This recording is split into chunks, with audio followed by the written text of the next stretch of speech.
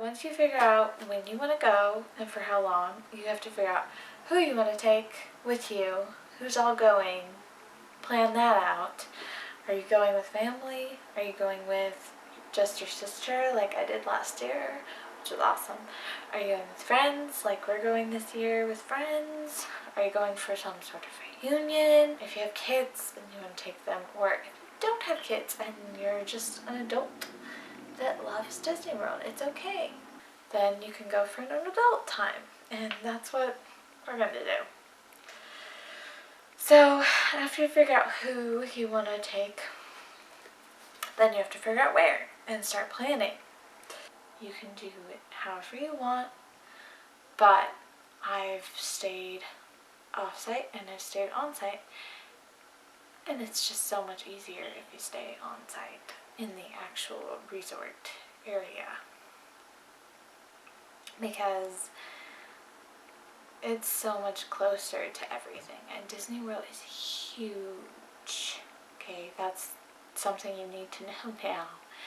Disney World is huge. The parks are all spread out all over the place. It's not like they're right next to each other.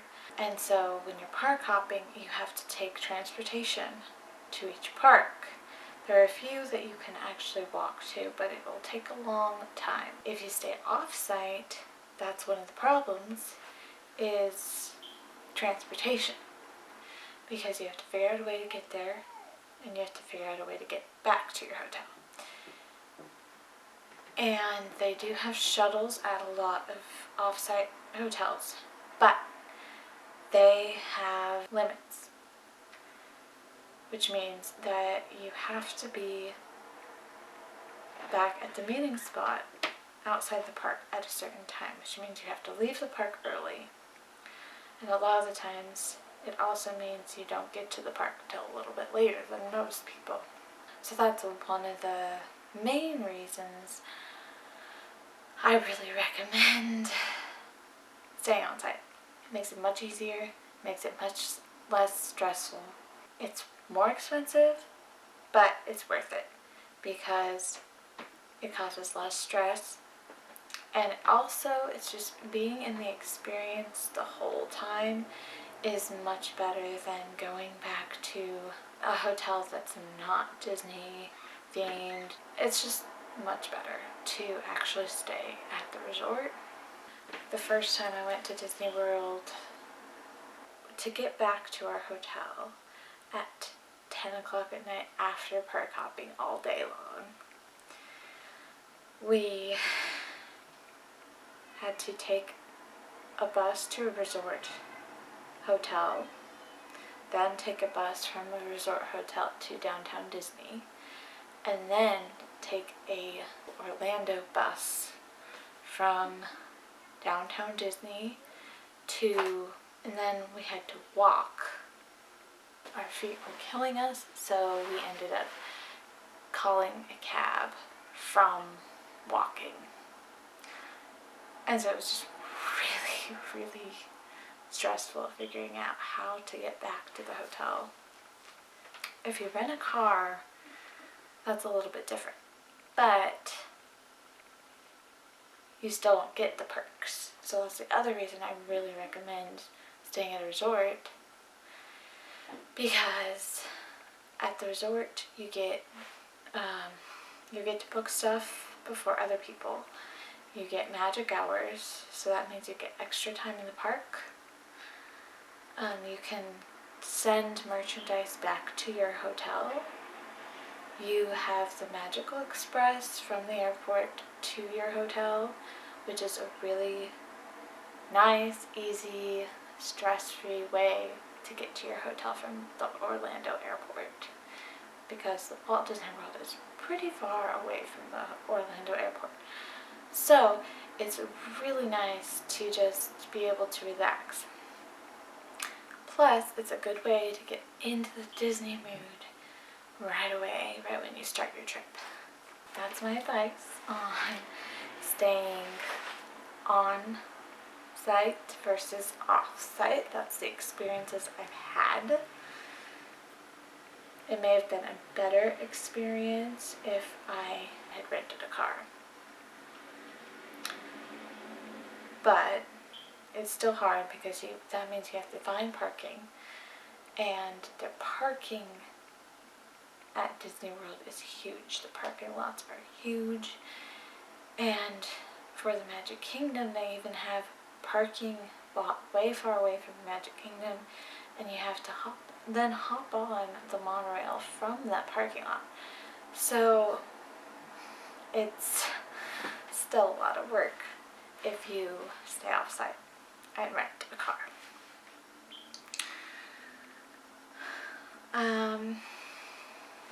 It's definitely more expensive, and you don't get free breakfast or anything like that, but you do have the theming, you have the stress-free getting back to your resort and still being in Walt Disney World feeling, and there are just so many different hotels to choose from. And I really recommend for on-site, but if you're really, really low on funds and you don't think you can afford on-site, then look into the off-site hotels. When I went the first year, I booked a hotel off of Expedia for only $30 a night, and so that was a really good deal, which is why I booked it. I'm going to talk mostly about booking on-site, and most of what I'm going to be talking about with planning is for resort guests, but a lot of it can apply to non-resort guests, but some of these privileges non-resort guests don't get. When you're booking on-site, there are different things you want to think about. So there's the value resort, there's the moderate resorts, and there's the deluxe resorts, and there's the villa resorts. If you want to figure out what's your realistic price range, you need to remember that you have to book the hotel, the tickets, the flight. If you're flying, you have to have money left over for food and souvenirs, and it costs a lot. So make sure to be realistic with it.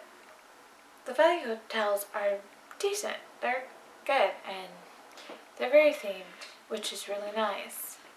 They're really big. Last year we stayed at All Star Music, and it was okay.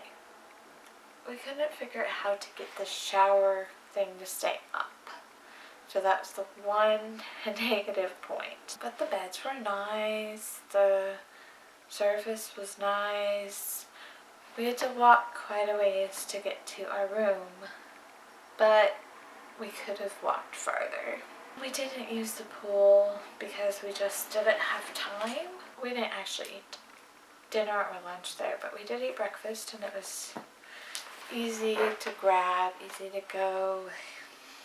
It was decent. Then the moderate is a little bit more pricey, but you know, it's better quality, so if you want that.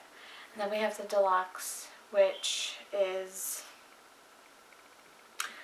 way expensive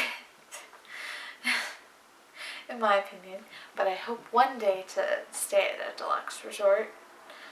I really would like to stay at the Contemporary Resort one day, the Grand Floridian, or the Animal Kingdom Lodge. Those are the three that I would like to try out.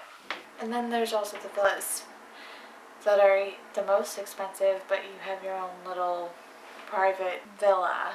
Remember, book early. I recommend at the very least, to book 8 months in advance, if not more than that. The thing about going in January is that you can't book it as soon as you want. They always change the prices on the resorts. They don't do that until fairly late in the year, so they won't let you book for January until June or July was when we booked it. I don't remember. So book your resort and tickets early See, last year we didn't. Why we didn't book ahead is because we didn't have the money yet and we needed to save up. Something I did not know then that I do now, and it's really awesome and I used it this time, is that Disney has a layaway plan. So if you don't have the money yet and you want to pay as you go, you can book and only put a deposit of, I think $200 is the minimum. So you put down $200, you're booked, you're reserved, and then you can keep paying as you get money. And you can pay more and more and more, pay whatever amount you want. They do have a limit for when you have to pay everything. About a month before your trip is when the rest of your pay is due. But you can take advantage of booking early and getting everything you want. See, we wanted to stay at the Art of Animation last year, but we couldn't because we didn't book early. We had to go with a different hotel. And sadly, the All-Star Music was not our second choice either. It was probably our fourth or fifth choice for hotel. So that's what we ran into last year. So don't do that. Book early, 8 months at least. 7 if you have to, if you're going in January.